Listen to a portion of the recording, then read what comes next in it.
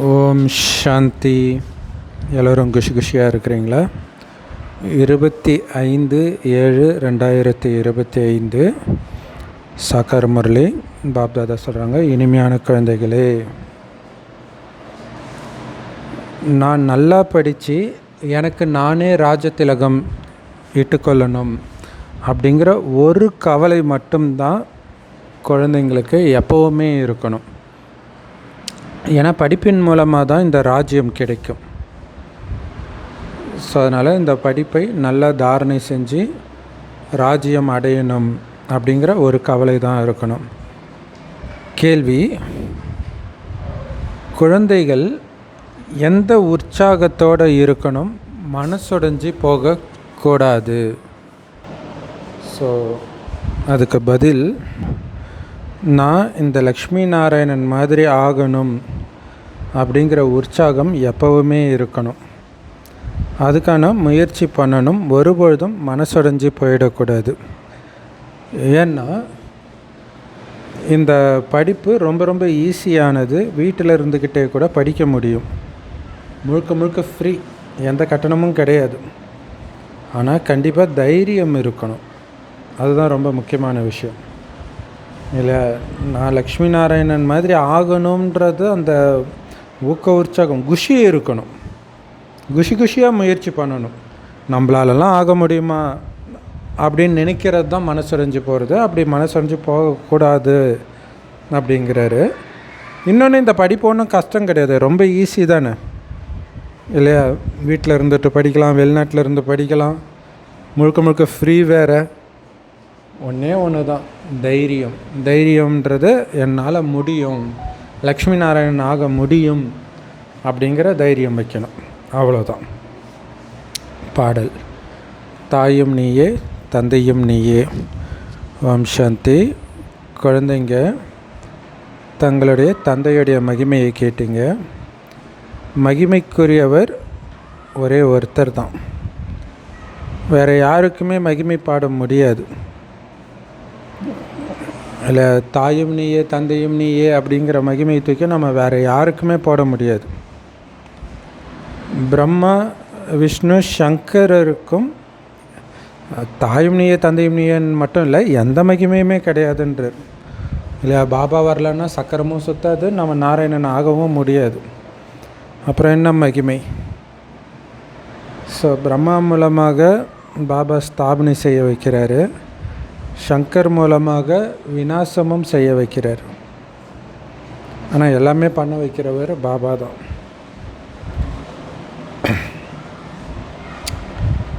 அதேமாதிரி விஷ்ணு மூலம் பாலனை செய்ய வைக்கிறார். பிரம்மா மூலம் ஸ்தாபனை, சங்கர் மூலம் விநாசம், விஷ்ணு மூலம் பாலனை. ஸோ இப்போ விஷ்ணுவை தயார்படுத்துகிறாரு. இந்த தயார்படுத்துறத தான் அவர் அங்கே ராஜ்யம் பண்ண போகிறார். ஸோ லக்ஷ்மி நாராயணனை கூட இப்படி தகுதியானவர்களாக மாற்றினது சிவபாபா தான். அப்படின்னா மகிமைக்குரியவர் அவர் தானே. அவரை தவிர வேறு யாருக்கு மகிமை செய்ய முடியும்? இதே குப்பையில் இருந்த நம்மளை நாராயணன் ஆக்கிறார், கோபுரத்தில் வைக்கிறாருன்னா அப்படி வச்சவருக்கு தானே மகிமை. இப்படி இவங்க லக்ஷ்மி நாராயணன் ஆக்கக்கூடிய ஆசிரியராக பாபா வரலன்னா இவங்களால் இப்படி ஆகியிருக்க முடியாது. ஸோ அப்போ சொல்லுங்கள், மகிமை யாருக்கு? ஸோ சூரிய வம்சத்தில் ராஜ்யம் செய்கிறவங்களுக்கு அதுக்கு அடுத்தபடியாக தான் மகிமை. முதல் மகிமை அவர்களை அப்படி ஆக்கிய சிவபாபாவுக்கு. பாபா சங்கமயுகத்தில் மட்டும் வரலன்னா இவங்க ராஜ்யமே அடைய முடியாது. வேறு யாருக்குமே மகிமையும் கிடையாது. ஸோ மற்றபடி வெளிநாட்டுக்காரங்க யாருக்குமே மகிமை செய்ய வேண்டிய அவசியமும் கிடையாது. ஏன்னா எல்லாமே இங்கேருந்து வர்றது தான். இல்லை, நாராயணனே வரலன்னா அதுக்கப்புறம் எங்கே மற்ற மனித சிருஷ்டியே வராது, அதோடு நின்றுக்கும் மேலே இருந்துக்க வேண்டியதுதான். அப்போ எப்படி வெளிநாட்டுக்கு மகிமை செய்ய முடியும்? ஸோ மகிமைக்குரியவர் ஒரே ஒரு பாபா தான், வேறு யாருமே கிடையாது. ஏன்னா உயர்ந்ததிலும் உயர்ந்தவர் சிவபாபா மட்டும்தான். அவர்கிட்ட இருந்து தான் நமக்கு உயர்ந்த பதவி கிடைக்குது அப்படின்னா அவரை எவ்வளோ நல்ல முறையில் நாம் நினைவு செய்யணும் இல்லையா?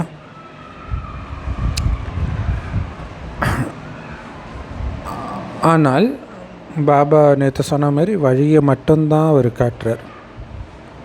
உயர்ந்த பதவி அடையிறதுக்கான வழியை காட்டுறார். முயற்சி நீங்கள் தான் பண்ணணும். என்ன முயற்சி? அவரை நினைக்கணும், அவ்வளவுதான். ஸோ தினம் தினம் பாபா எச்சரிக்கை கொடுக்குறாரு இல்லையா முரளியில், அதை நாம் படித்து ராஜா ஆகணும். படித்தால்தான் ராஜா ஆக முடியும். எப்படி வக்கீலுக்கு கூட படிப்பின் மூலமாக தானே வக்கீல் ஆகிறாங்க, அந்த மாதிரி தான் லக்ஷ்மி நாராயணன் கூட இந்த படிப்பின் மூலமாக தான் நாம் ஆகிறோம். சிவபாபா நமக்கு இந்த ஞானத்தை கற்றுக் கொடுக்குறாரு அப்படின்னு குழந்தைகளாகிய நாம் இப்போ தெரிஞ்சிருக்கிறோம். யார் இந்த ஞானத்தை நல்லா படிக்கிறாங்களோ அவங்க தான் உயர்ந்த பதவியை அடைய முடியும். ஸோ இங்கே படிக்கிறது அப்படிங்கிறது தெய்வீக குணத்தை தாரணை பண்ணுறதும் சேர்த்து தான். படிக்காதவர்கள் உயர்ந்த பதவியை அடைய முடியாது. ஸோ படிக்கிறதுக்கான ஸ்ரீமத் கிடைக்குது. படிக்கிறதே ஸ்ரீமத்தை தான் படிக்கிறோம், படிக்கணுன்றதும் ஒரு ஸ்ரீமத். ஸோ இங்கே முக்கியமான விஷயமே தூய்மை ஆகிறது தான். தூய்மை ஆக்கிறதுக்கு தான் இந்த படிப்பு. ஏன்னா இப்போ எல்லோரும் அழுக்காக தம பிரதானமாக தான் இருக்கிறாங்க. ஸோ நல்லவர்களாக ஆகிறதும் இதே மனிதர்கள் தான், கலியுகத்தில் கெட்டவர்களாக ஆகிறதும் இதே மனிதர்கள் தான். ஸோ யார் நல்லவர்கள், யார் தூய்மையாக இருக்கிறாங்களோ அவங்க தான் நல்லவர்கள். சொர்க்கத்தில் தான் தூய்மையாக இருப்பாங்க இல்லையா? ஸோ நல்லா படித்து பெரிய மனுஷங்களாக ஆகிறாங்க அப்படின்னும் பொழுது தான் அவங்களுக்கு மகிமை. ஆனால் இங்கே எல்லாரும் அழுக்கானவர்களாக தானே இருக்கிறாங்க. ஸோ அப்போ அழுக்கானவர்களுக்கு மகிமையும் அழுக்கானவர்களே பண்ணுறாங்க. சத்தியுகத்தில் தான் எல்லோருமே தூய்மையானவர்கள் இருப்பாங்க. அப்போ மகிமைக்குரியவர்கள் அப்படின்னா தூய்மையாக இருக்கிறவங்கள தான் சொல்ல முடியும். ஸோ அங்கே எல்லாருமே தூய்மையாக இருக்கிறனால யாருமே யாரையுமே அங்கே மகிமை செய்ய மாட்டாங்க. இங்கே தூய்மையான சன்னியாசிகளும் இருக்கிறாங்க ஒரு பக்கம், இன்னொரு பக்கம் அழுக்கான கிரகஸ்திகள் இல்லற மார்க்கத்தை சார்ந்தவர்களும் இருக்கிறாங்க. அதனால் தூய்மைக்கு மகிமை. ஏன்னா இவங்க அழுக்காக இருக்கிறாங்க, அதனால் தூய்மையாக இருக்கிறவங்களுக்கு மகிமை பாடுறாங்க. ஆனால் அங்கே ராஜா ராணியிலேருந்து பிரஜை வரையும் எல்லாருமே தூய்மையாக இருப்பாங்க. அப்போ யாருக்கு மகிமை பாடுறது? ஸோ இங்கே தூய்மையாக இருக்கிறவங்களுடைய மகிமை அழுக்காக இருக்கிறவங்க பாடுறாங்க.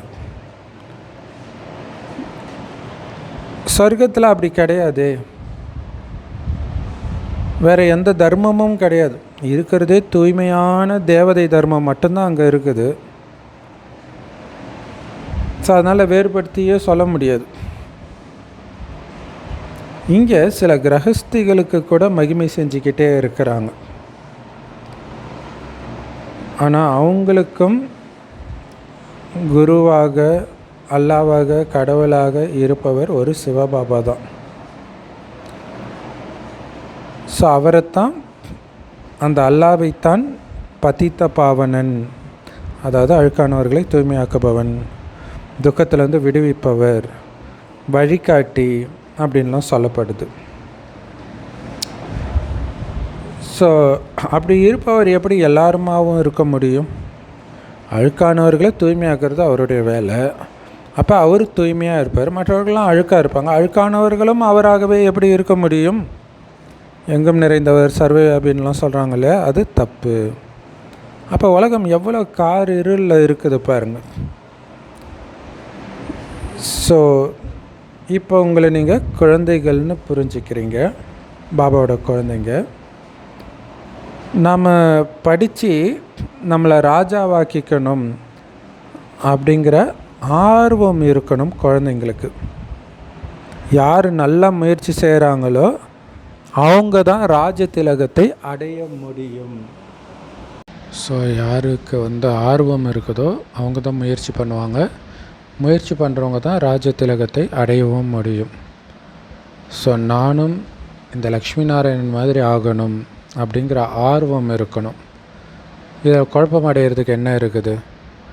முயற்சி பண்ணணும், அவ்வளவுதான். மனசொறிஞ்சு போயிடக்கூடாது, முடியுமா அப்படின்லாம் நினைக்கக்கூடாது.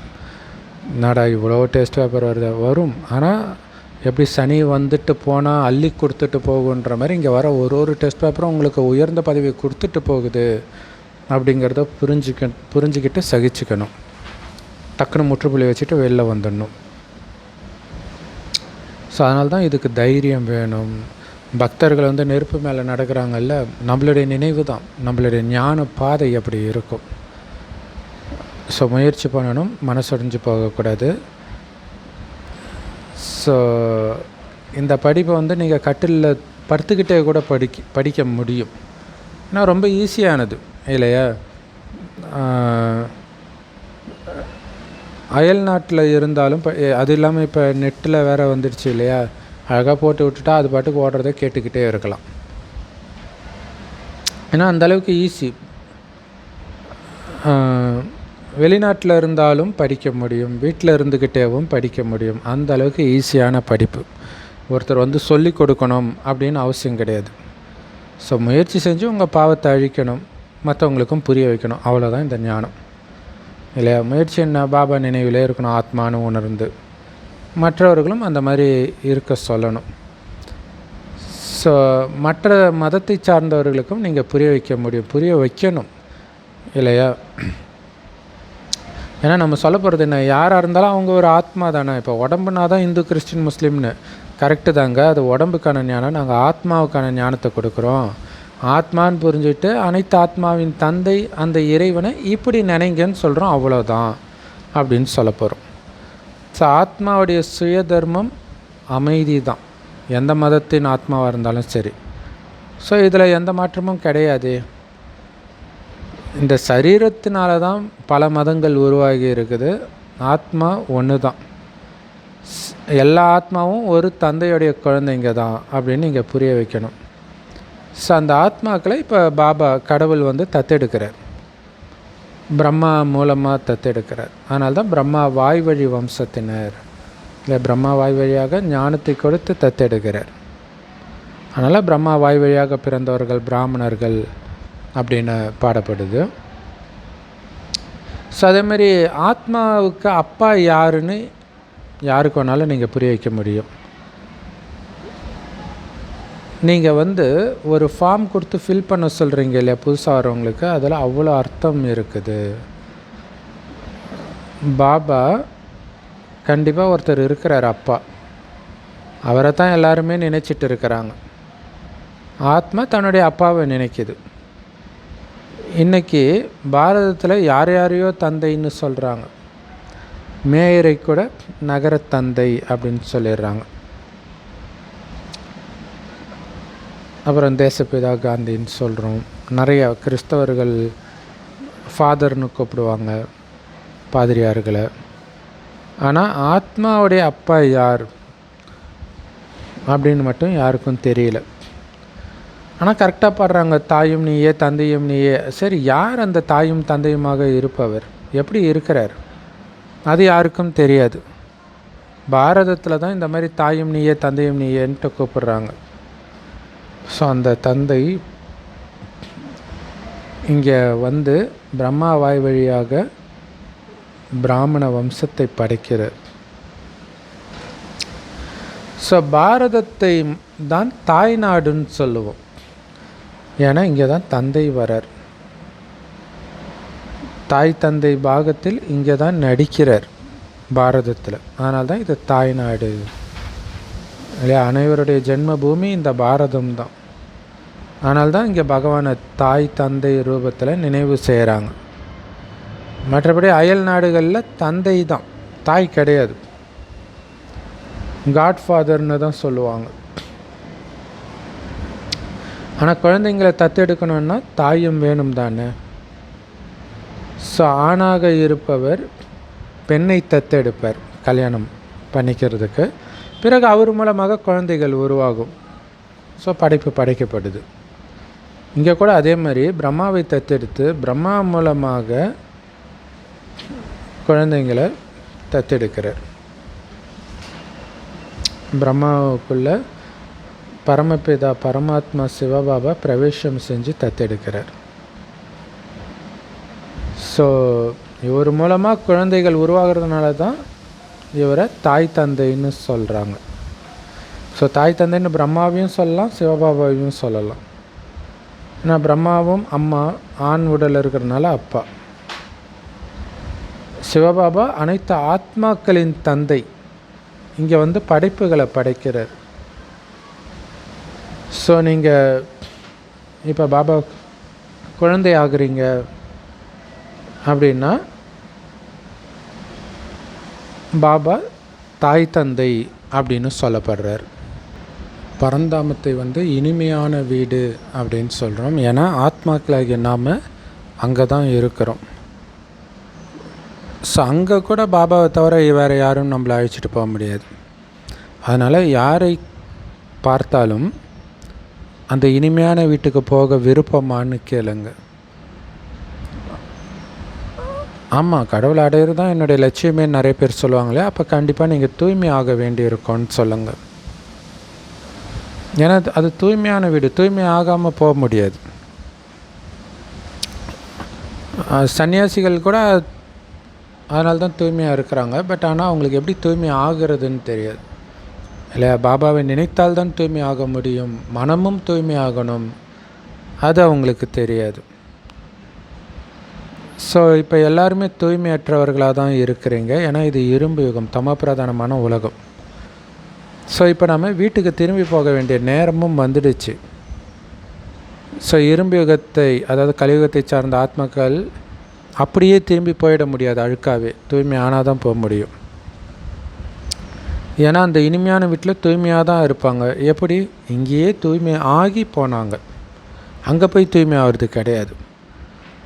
அதனால் பாபா புரிய வைக்கிறாரு, பாபாவுடைய நினைவின் மூலமாக தான் உங்களுடைய பாவ கர்மங்கள் விநாசமாகும்.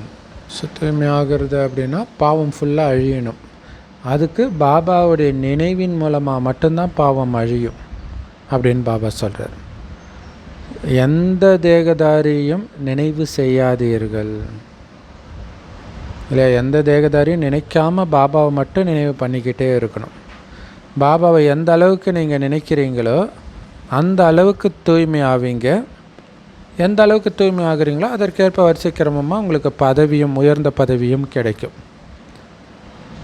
ஸோ உயர்ந்த பதவி அடையிறது லட்சியம், அதுக்கு தூய்மை ஆகணும், அதுக்கு நினைக்கணும்.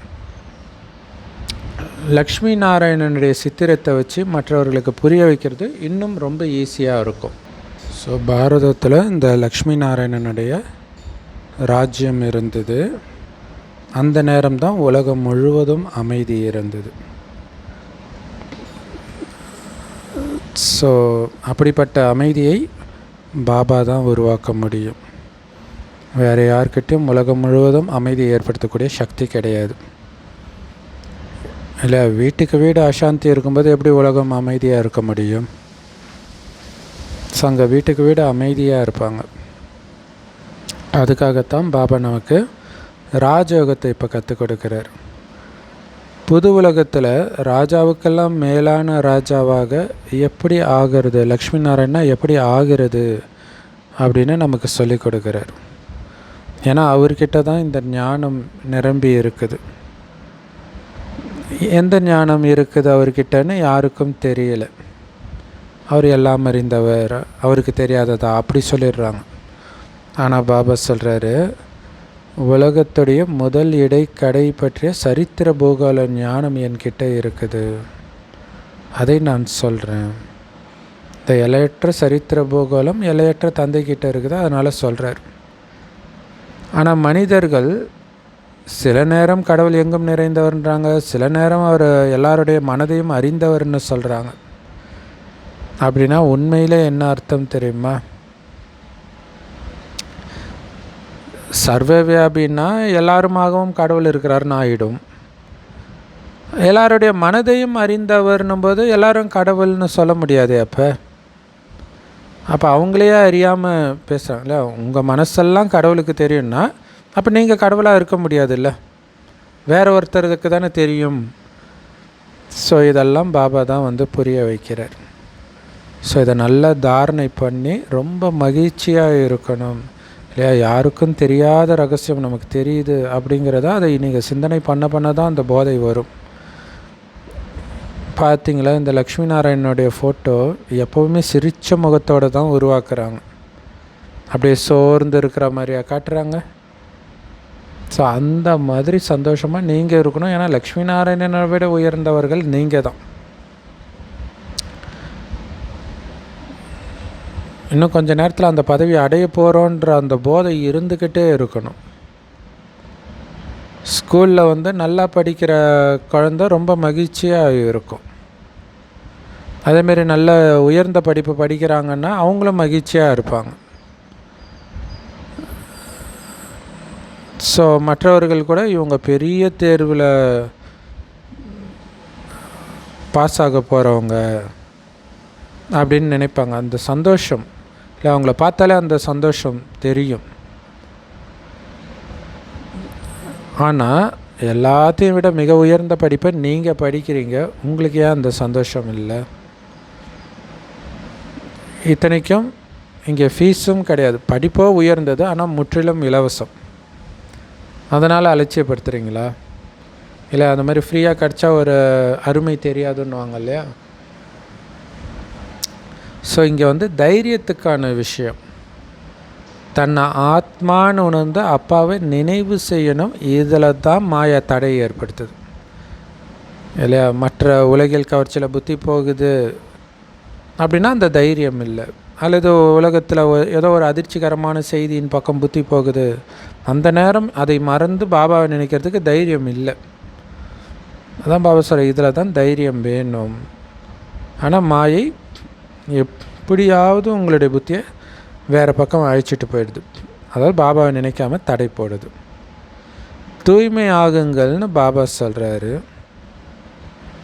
ஆனால் பாபாவுடைய ஒரு ஆன பிறகும் முகத்தை கருப்பாக்கிக்கிறீங்க காமத்தில் விழுந்து.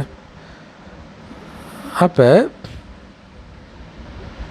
ரொம்ப தந்திரம் வாய்ந்ததாக மாயை இருக்குது, உங்களை தோல்வி அடைய வச்சிடுது. இப்போ தோல்வி அடைஞ்சிட்டிங்கன்னா உங்களுக்கு எப்படி புகழ் கிடைக்கும்?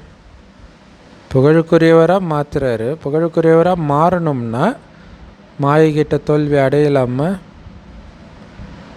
குறிப்பாக காமத்தை பாபா சொல்கிறார்.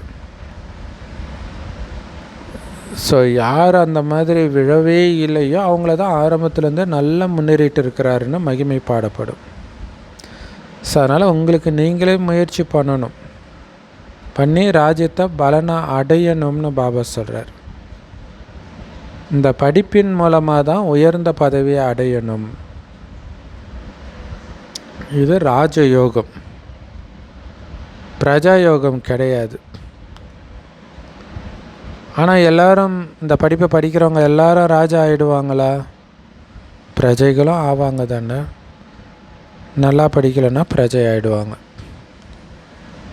ஸோ அதனால் ஒருத்தருடைய முகத்தை பார்த்து அவங்க பண்ணுற சேவையை பார்த்து அவங்க என்ன பதவி அடைவாங்கன்னு தெரிஞ்சிடும் இல்லையா. பாபா நினைவில் இருந்தால் அந்த முகம் ஜொலிக்கும். அதை வச்சும் தெரியும், அவங்க செய்கிற சேவையை வச்சும் தெரியும் என்ன பதவி அடைவாங்கன்ட்டு. ஸோ அதே மாதிரி வீட்டில் ஒரு மாணவனுடைய நடத்தை வச்சு இவர் முதல் நம்பரில் வருவாரா, ஃபஸ்ட்டு கேட்டகரியில் வருவாரா, இல்லை தேர்ட் கேட்டகரியில் தான் வருவாரான்னு புரிஞ்சிக்க முடியும். இங்கே கூட அப்படித்தான். எப்போ தேர்வு முடியுதோ அப்போ உங்களுக்கு எல்லாமே சாட்சாத்காரம் ஏற்பட்டுடும்.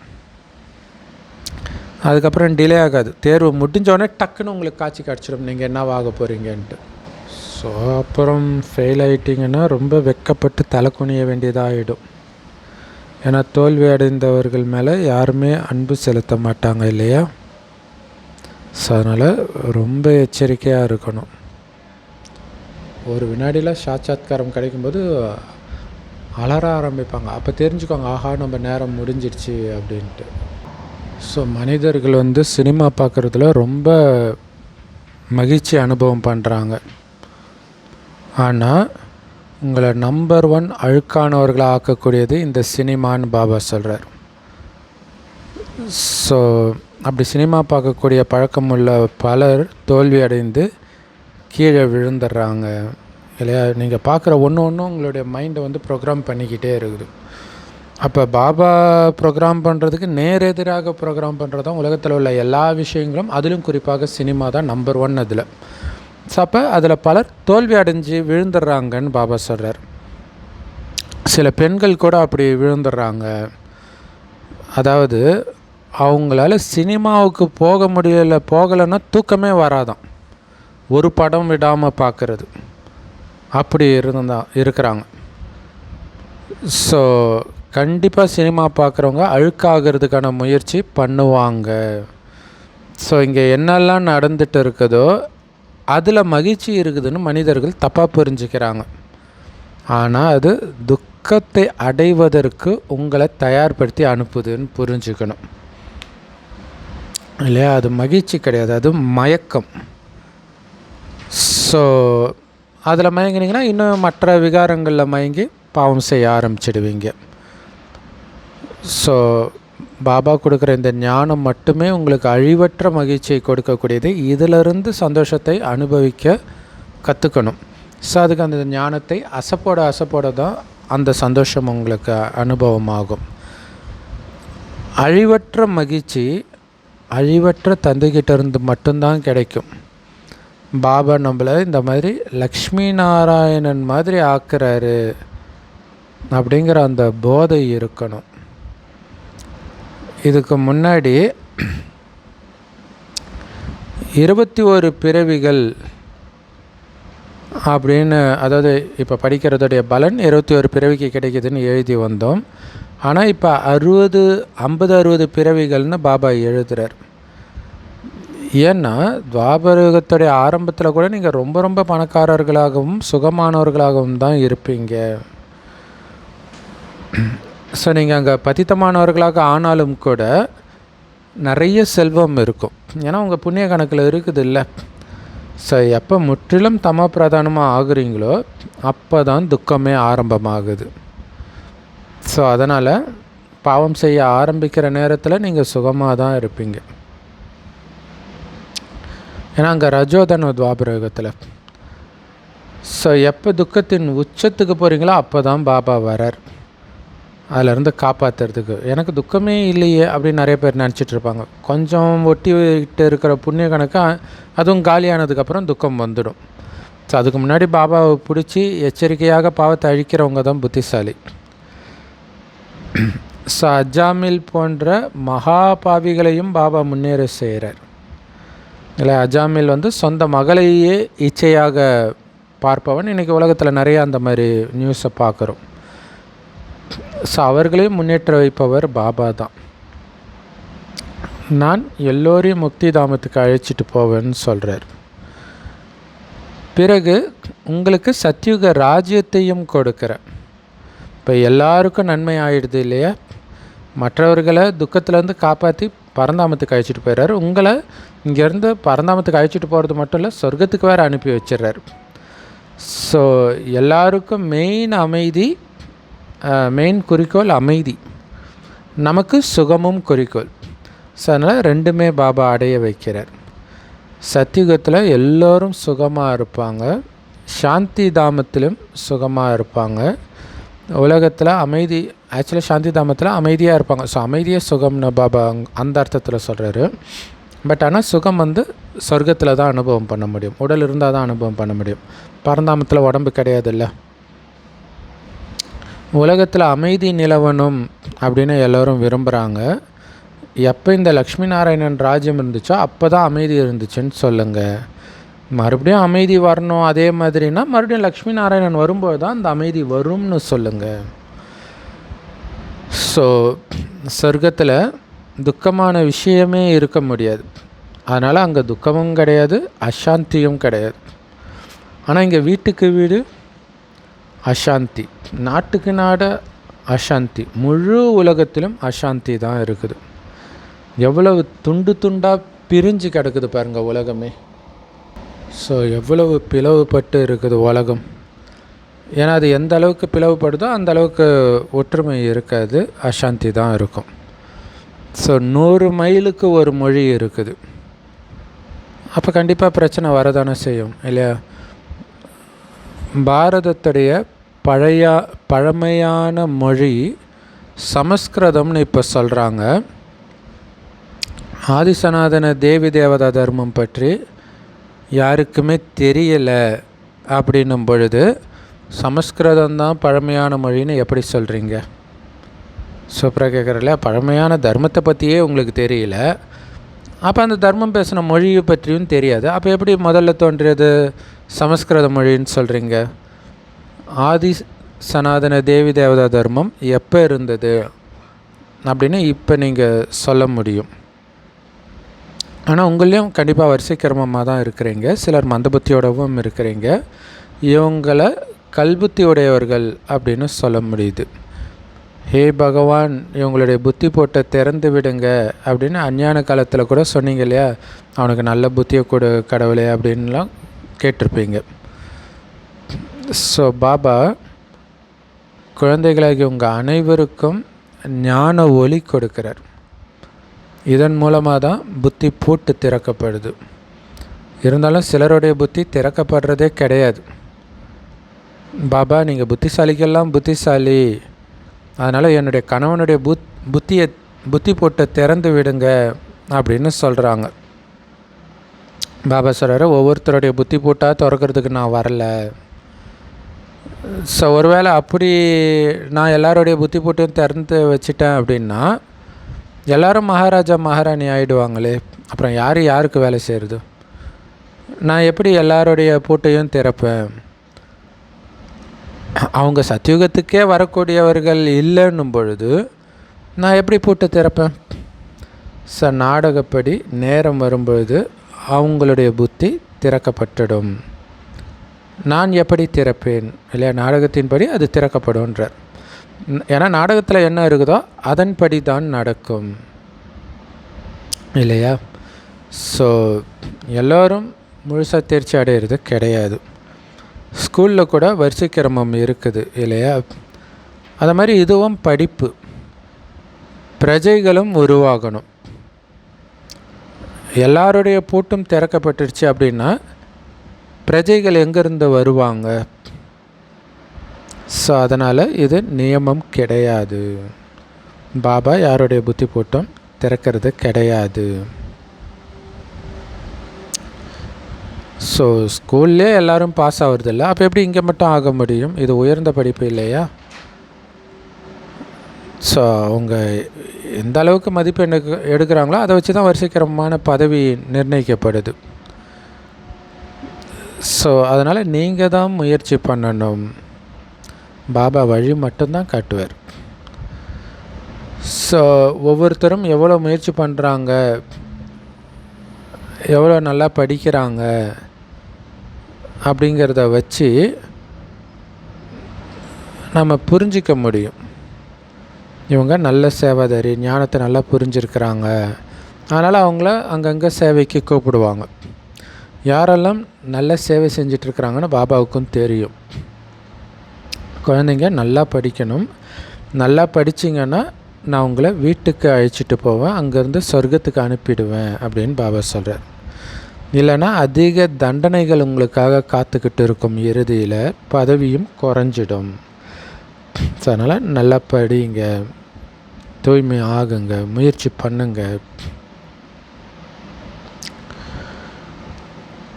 மாணவர்கள் ஆசிரியரை வெளிப்படுத்தணும். சூப்பராக சொல்லல. குழந்தைங்க அப்பாவை வெளிப்படுத்தணும், மாணவர்கள் ஆசிரியரை வெளிப்படுத்தணும். ஏன்னா நம்ம ஆசிரியர், அப்பா, குரு 3 பேருக்குமே உடம்பு கிடையாது. 3 பேரும் ஒருத்தர் தான், உடம்பு கிடையாது. அப்போ அவர் தான் நடத்துகிறாருன்றது உங்கள் குணத்தை மாற்றி நீங்கள் வெளிப்படுத்தணும்.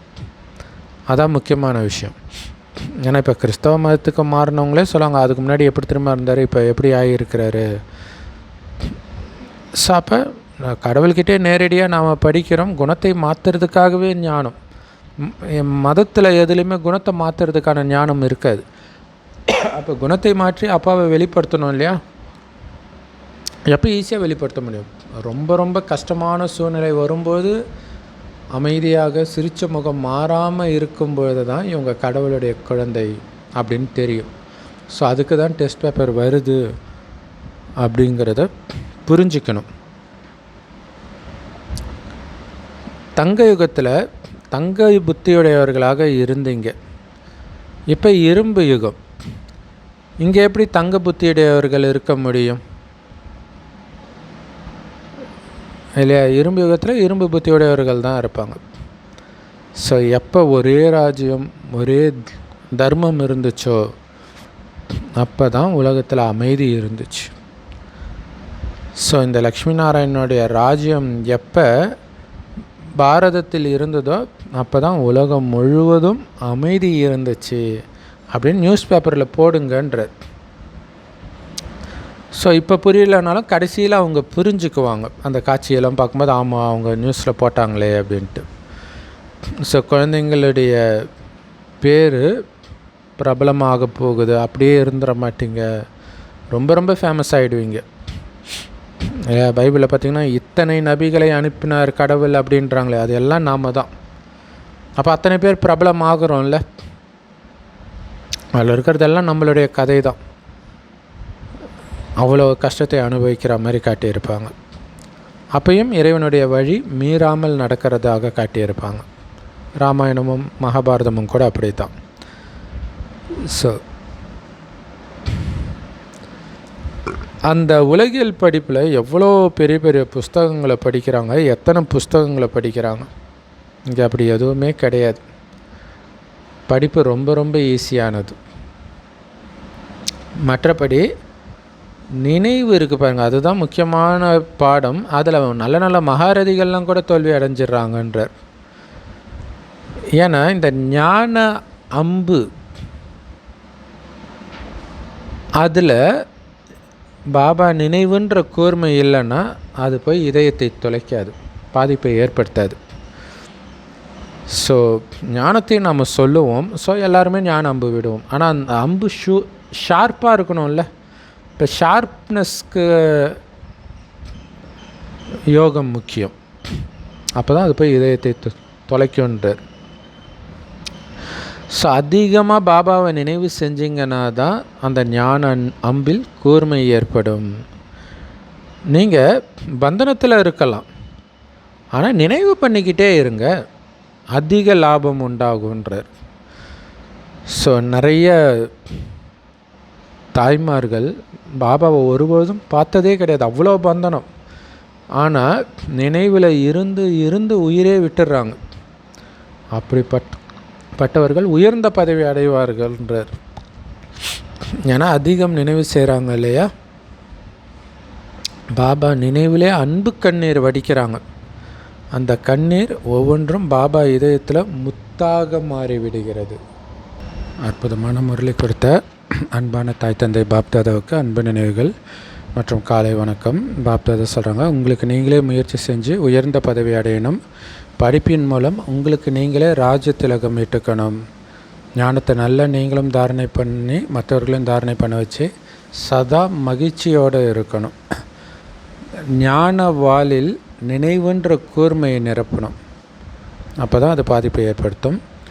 நினைவின் மூலமாகவே எல்லா பந்தனங்களையும் துண்டிக்கணும், மறக்கணும். ஒருபொழுதும் சினிமாக்களை பார்க்கக்கூடாது. ஏன்னா சினிமானாலே அழுக்கு தான். அசுத்த சினிமான்னு இல்லை, மொத்தமாக சினிமாவே பார்க்கக்கூடாது. அப்படி பார்த்து உங்களுடைய சங்கல்பங்களை அழுக்காக்கிக்கக்கூடாது.